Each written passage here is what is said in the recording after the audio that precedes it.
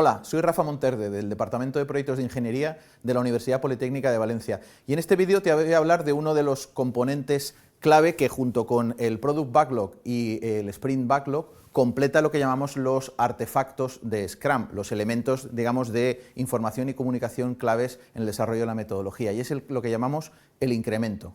¿Vale? Vamos a hablar de qué es el incremento, dónde se ubica dentro del proceso de trabajo y cómo se valida ese incremento. Y luego vamos a incorporar un par de elementos que nos ayudan, digamos, a esa validación y a acotar un poco el trabajo para poder, finalmente, después de un ciclo de trabajo, poder afirmar que tenemos un determinado nivel de incremento, que son la definición de hecho, en inglés el definition of done, y la definición del inicio de preparación, en inglés el definition of ready. El incremento es, digamos, aquella parte de valor que estamos aportando al producto, al proyecto, al servicio que se está desarrollando con Scrum, una vez terminado un ciclo de trabajo o sprint, ¿de acuerdo? Es esta parte que tienes aquí dibujada en el ciclo. Cuando hemos trabajado, digamos, durante todo este ciclo, ¿verdad?, al final hacemos una validación de cuál es el trabajo y, de alguna manera, podemos afirmar que tenemos una serie de historias de usuario resueltas con un elemento del proyecto, un conjunto de elementos del proyecto que está generando valor, ¿de acuerdo? Por lo tanto, podríamos decir que el incremento es una parte del producto que se realiza en el sprint, ¿vale?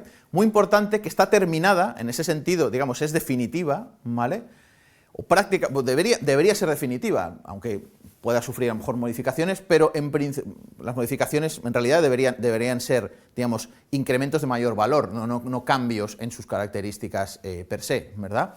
Terminada y, muy importante, probada, es decir, no solo simplemente se ha hecho el trabajo, sino realmente se ha testeado que esa parte del proyecto, esa parte del producto, ¿verdad?, realmente funciona en términos de satisfacer al usuario y, por lo tanto, está en condiciones de ser entregada. Acuérdate que Scrum es un proceso iterativo de generación incremental de valor y, por lo tanto, no vamos a entregar el producto o servicio al final, digamos, y durante el proceso vamos a estar simplemente trabajando en el proyecto por nuestra cuenta, encerrados, sino que estamos en un proceso iterativo de conexión con el usuario constante. Por lo tanto, vamos a ir entregando pequeños trozos de valor del proyecto conforme acabamos cada uno de los ciclos o sprint, ¿de acuerdo?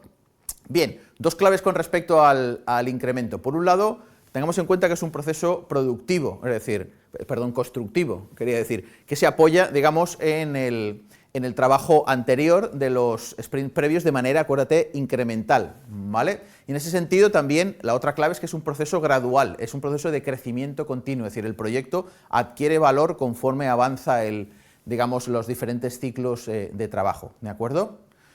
Para validar el incremento, es decir, para poder decir que se ha dado ese incremento, tenemos un proceso que se llama el proceso de revisión, que también en otro objeto de emprendizaje vamos a ver cada uno de los, digamos, de los elementos, de lo que llamamos, digamos, elementos de las tareas específicas de lo que llamamos las ceremonias de Scrum, en el que se realiza un trabajo muy concreto, muy delimitado. Entonces, uno de ellos es la revisión, en la que se va a poder testear si realmente la parte de producto que se está entregando, esa parte realmente es funcional y responde a las necesidades de cliente, ¿de acuerdo? Para poder saber si hemos terminado ese trabajo del sprint, necesitamos digamos, un marco, un criterio que nos permita decir, sí, correcto, hemos terminado ese trabajo y se puede entregar, ¿vale? Eso es lo que llamamos el definition of done o la definición de hecho, de lo que se ha hecho o no se ha hecho, ¿de acuerdo? Este es un elemento que no forma parte estrictamente de la metodología Scrum, digamos, del manual original, pero sí que es un elemento que se ha ido incorporando con el tiempo y de alguna manera ya se ha naturalizado como parte de la metodología, ¿de acuerdo?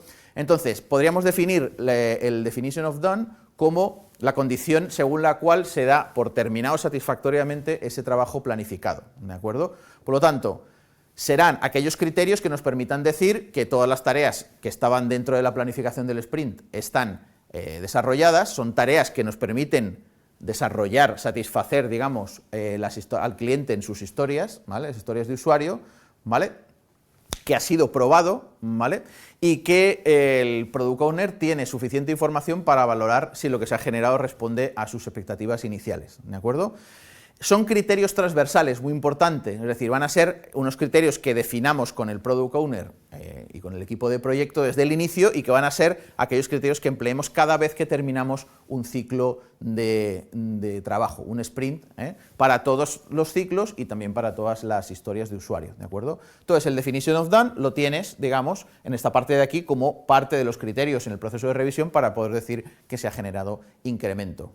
Hay otro elemento interesante que también deberíamos tener en cuenta para poder, de alguna manera, cerrar esta idea de incremento, que va un poco antes, ¿vale? Iría, de hecho, al principio del ciclo, ¿vale? Y es el definition of ready. ¿Qué ocurre si una historia de usuario no está bien definida?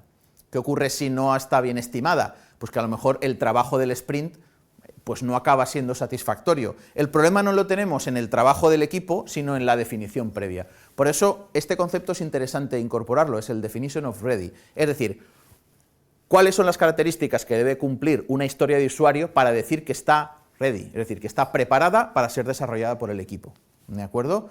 Entonces, ¿cuáles son los criterios generales a tener en cuenta para poder decir que una historia de usuario está preparada para ser desarrollada? Pues básicamente que no tenga bloqueos iniciales, que no haya condiciones que van a hacer que no se pueda desarrollar por el equipo, por mucho trabajo que dediquen a él, ¿verdad? Especialmente si son, digamos, bloqueos externos de los que, de alguna manera, no se tiene influencia por parte del equipo, ¿vale? Que no es algo que el equipo pueda cambiar. Cuestiones de dependencias, ¿vale? Es decir, relaciones con otras historias. Si resulta que para desarrollar esa historia hay que tener resuelta otra, pues claro, esa historia no se puede hacer, no sería coherente priorizarla, habría que priorizar otra, ¿de acuerdo?